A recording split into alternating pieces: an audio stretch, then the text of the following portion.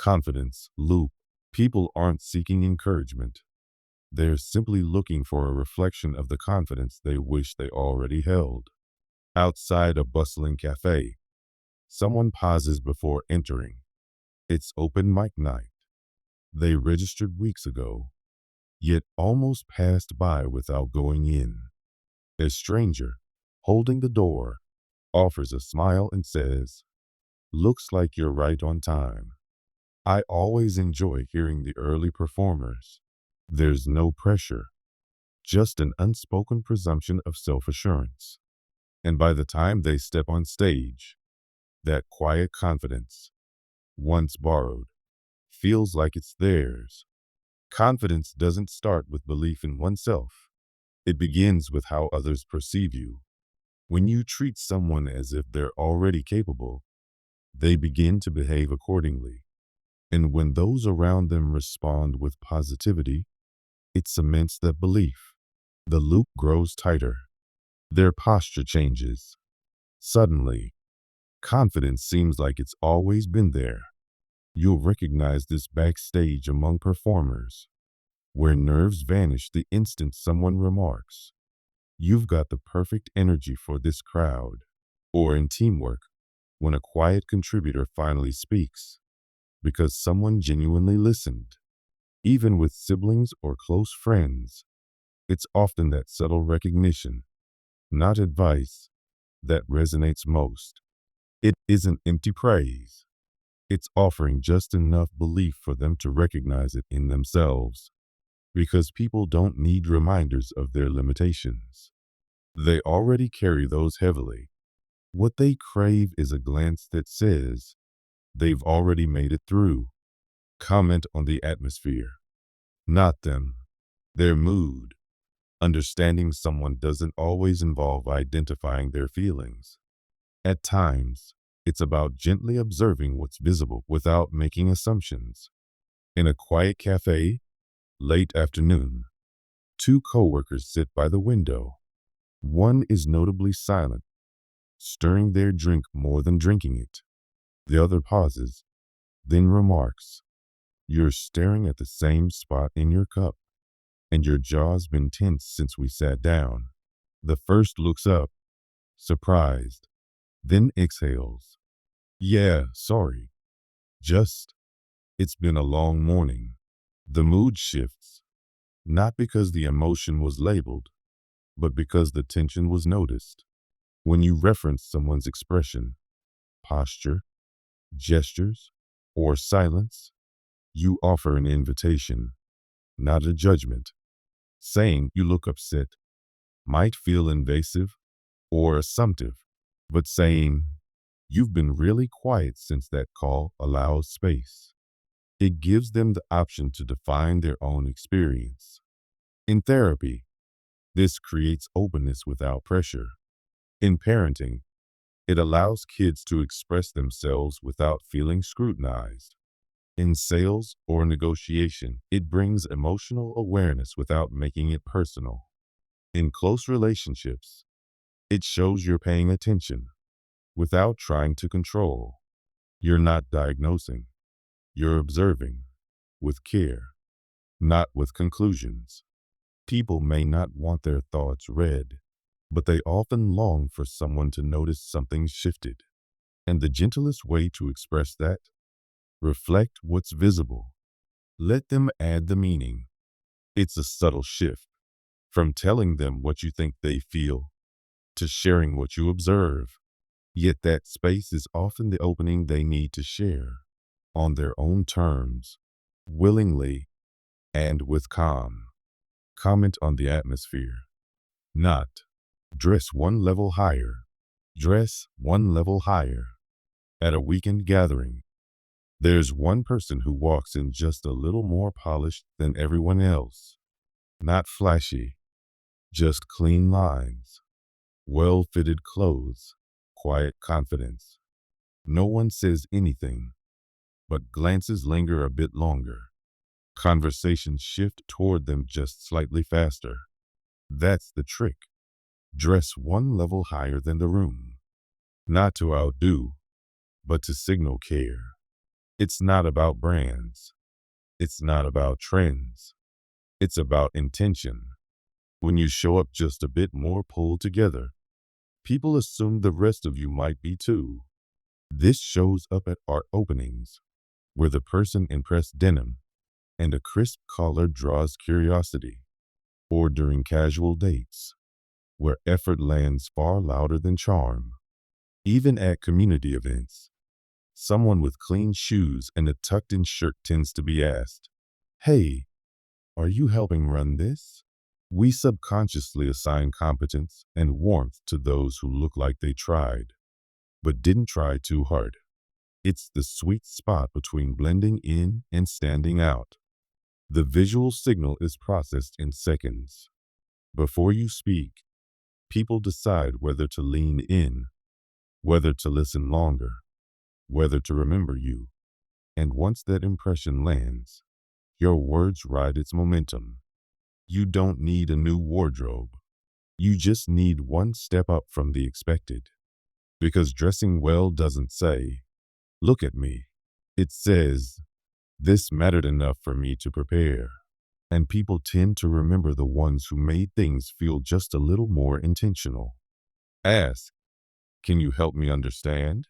In a small office just past closing hours, a manager and an employee sit across from each other.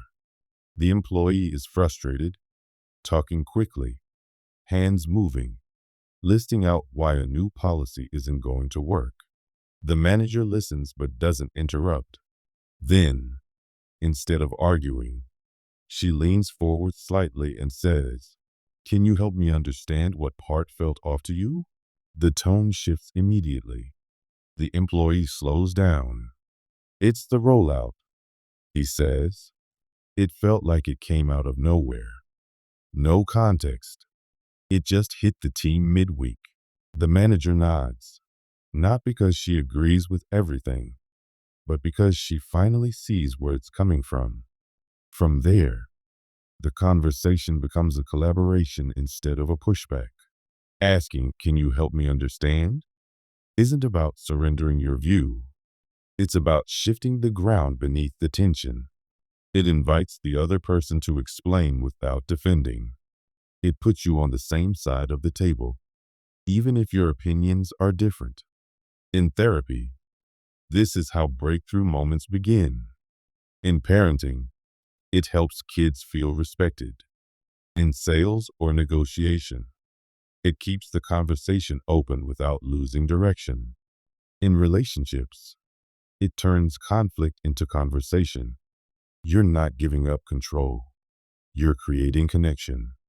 You're saying, "I care more about understanding you than proving my point."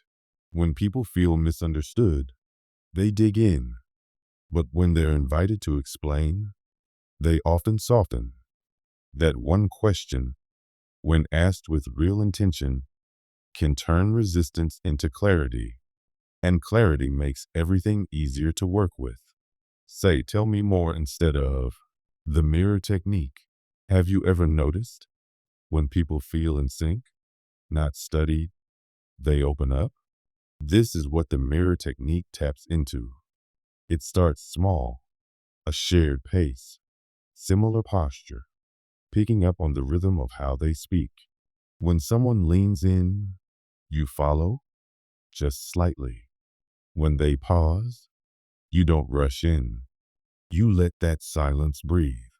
When you reply, you reflect their own words back. It's not about imitation. It's about resonance. And in that moment, the conversation stops feeling like a negotiation and starts feeling like a connection. Picture a hallway conversation. A team member is clearly holding back. Instead of interrogating, you simply match their calm tone, mirror their stance, and give them room. They say more. You stay with them. And slowly, what was guarded becomes open. Mirroring works because it bypasses resistance. It signals, "I'm not here to fix you or judge you. I'm just here with you." You'll see it in counseling sessions, in high-stakes sales calls, In tough parenting moments, where logic fails, but empathy gets through, people soften when they feel like you're on the same wavelength, even if the topic is hard. When you match someone's emotional tempo, they don't feel cornered. They feel safe. And safety leads to honesty. The mirror technique doesn't demand cleverness, just attention. It's one of the quietest ways to build trust, and one of the fastest. Say nothing, just nod. The most helpful thing you can say is nothing at all. In a dim corner of a grocery store cafe, two friends sit with half-drunk coffee cups between them. One is speaking slowly, halting, uncertain about something that happened with their family. It's not dramatic, but it's heavy. The other just listens. No advice, no reactions, just steady eye contact and a single, quiet nod. The speaker exhales, then keeps going, a little faster, a little more freely, not because they're being guided, but because they feel safe continuing. Saying nothing and simply nodding is one of the most underused but powerful social tools. It tells the other person, I'm still here. Keep going. It doesn't interrupt. It doesn't rush. It doesn't shift the spotlight. It just stays with them. In therapy, this is often how the deeper parts of a story emerge. In parenting, it helps kids talk without fear of being corrected mid-sentence. In negotiation, it shows that you're listening without trying to dominate the conversation. In conflict, it prevents escalation by giving someone space to get it all out first. You're not guiding. You're holding the line steady. When people speak, especially about something vulnerable, they're constantly scanning for signals. Is it safe to keep going? Am I being judged? Is this too much? A simple nod at the right moment quiets all of that. Because sometimes, the best support isn't saying the right thing. It's saying nothing and proving you're still with. The power of pause. Pointed question. Everyone expects a quick answer, but the person it's directed at stays quiet. They look up, think, then say slowly, that's a good question. Let me think out loud for a second. The room shifts. People lean in, not because of what's said, but because of what wasn't. The silence made space for something real. The pause isn't hesitation. It's composure. That extra beat, just a little longer than expected, can carry more weight than anything spoken. A well-placed pause interrupts noise. It softens urgency. In close conversations, it adds weight. In tense moments, it signals calm. Even during everyday exchanges, that bit of quiet can make a reply feel considered instead of automatic. You'll see it between two people repairing a strained friendship, where silence doesn't rush to fill the discomfort, or when someone's asked about a memory they haven't shared in a while, and they stop, not because they're unsure, but because they want to get it right. It works because silence is never truly blank. We fill it with expectation, hope, worry, meaning, and a pause used with care holds that space long enough to be felt. The pause isn't just the absence of words, it's the presence of thought. And when you let it land fully, people don't just hear what comes next. They're ready for it. Use their name. Rewire the brain. Share a secret first. Begin with a question. It begins with what you're willing to reveal. In the back corner of a quiet train car, two coworkers sit across from each other, laptops half open but untouched. One of them glances up and says, I almost didn't take this job. I was convinced I'd be the least qualified person in the room. There's no punchline, no performance, just a calm confession. The other looks surprised, then curious. Seriously? The first one nods. Yeah, imposter syndrome hit hard. I didn't even tell anyone I applied. Felt safer that way. Something shifts. The other person closes their laptop. Okay, in that case, I guess I can admit I'm terrified of presenting next week. Like, already sweating just thinking about it. The train keeps moving, but now so does the conversation.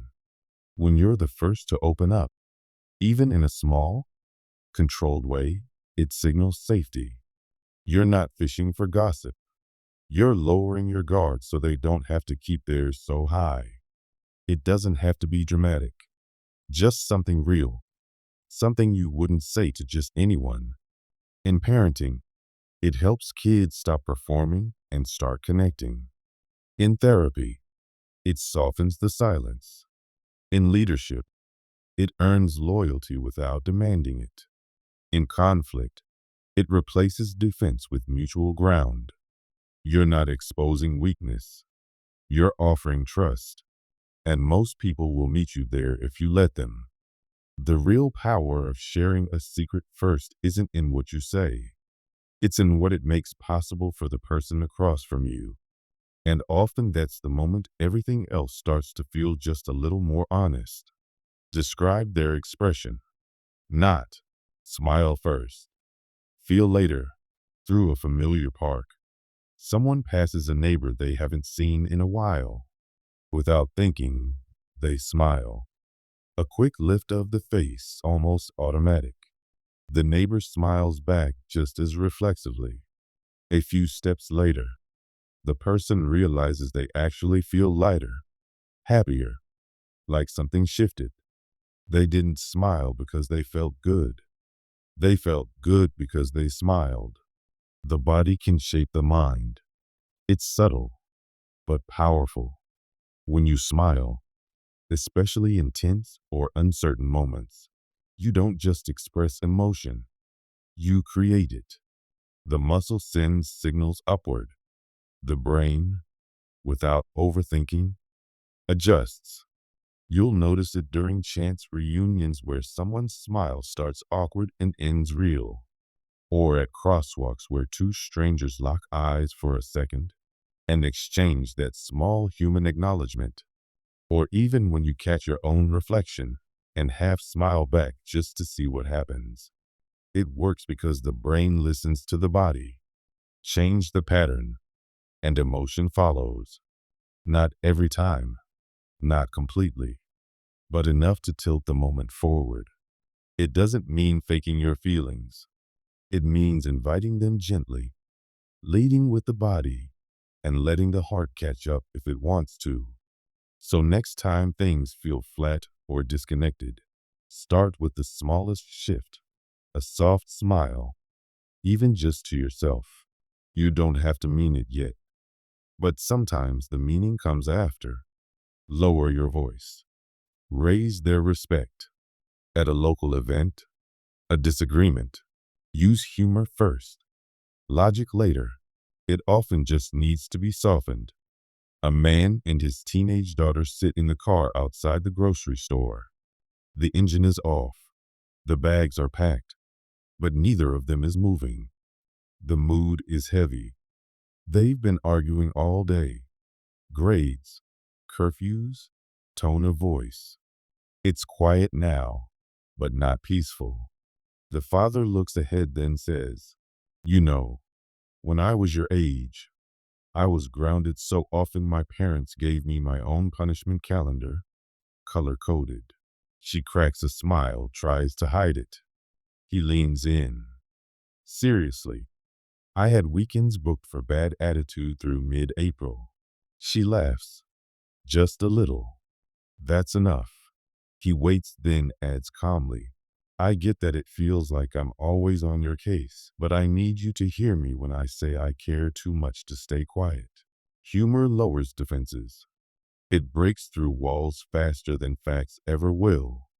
When someone's upset, stressed, guarded, logic can feel like pressure.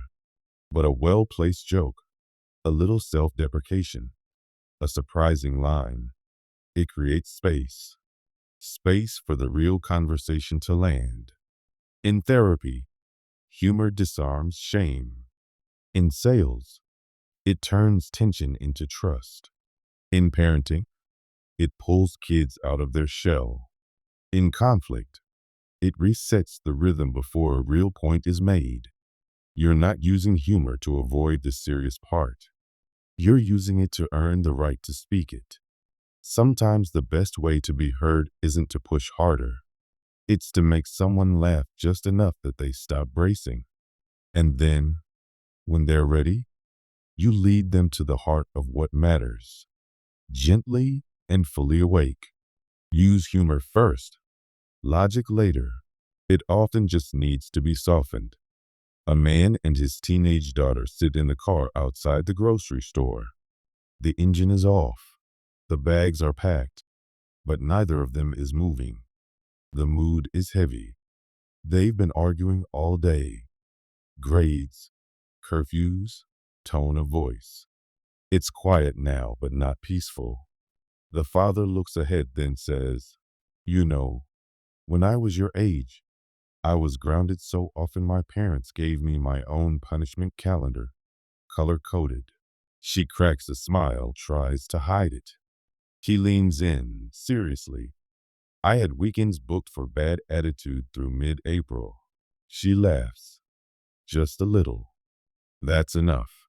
He waits, then adds calmly, "I get that it feels like I'm always on your case, but I need you to hear me when I say I care too much to stay quiet." Humor lowers defenses. It breaks through walls faster than facts ever will. When someone's upset, stressed, guarded, logic can feel like pressure. But a well-placed joke, a little self-deprecation, a surprising line, it creates space. Space for the real conversation to land. In therapy, humor disarms shame. In sales, it turns tension into trust. In parenting, it pulls kids out of their shell. In conflict, it resets the rhythm before a real point is made. You're not using humor to avoid the serious part. You're using it to earn the right to speak it. Sometimes the best way to be heard isn't to push harder. It's to make someone laugh just enough that they stop bracing. And then, when they're ready, you lead them to the heart of what matters. Gently and fully awake. Say, "That's exactly what I would have said." Tension doesn't always need to be named directly. Sometimes, it just needs a softer reflection. In a small grocery store checkout line, a woman stands rigidly, arms crossed, eyes forward. The cashier greets her, but she barely responds. Behind her, a man with just a few items waits patiently. He notices the mood, but instead of commenting on her, he glances around and says lightly, "Feels like the kind of day where everyone's shoulders are up by their ears." The line moves. Her posture softens. She doesn't say much, but the air around her changes. Something small, something tight lets go. When emotions are high, calling them out directly can backfire. People don't always want to hear, "You seem upset," or "You look stressed." It can feel intrusive. But if you comment on the space, the energy, the tone of the room, it gives them room to breathe without putting them on the spot. In therapy, this gently opens difficult sessions. In parenting, it helps kids feel seen without feeling exposed. In negotiation or sales, it resets the mood without escalating it. Even in friendships, it offers support without pressure. You're not diagnosing the person. You're noticing the room you're both in. That small shift from "you" or "to this feels" makes connection easier. It shows awareness without judgment. And most of the time, that's enough to help someone drop their guard just a little, without needing to explain themselves. Not every bridge is built by naming what's wrong. Sometimes, it starts by noticing what you're both standing in quietly. Together, say, "That's exactly what I would have said."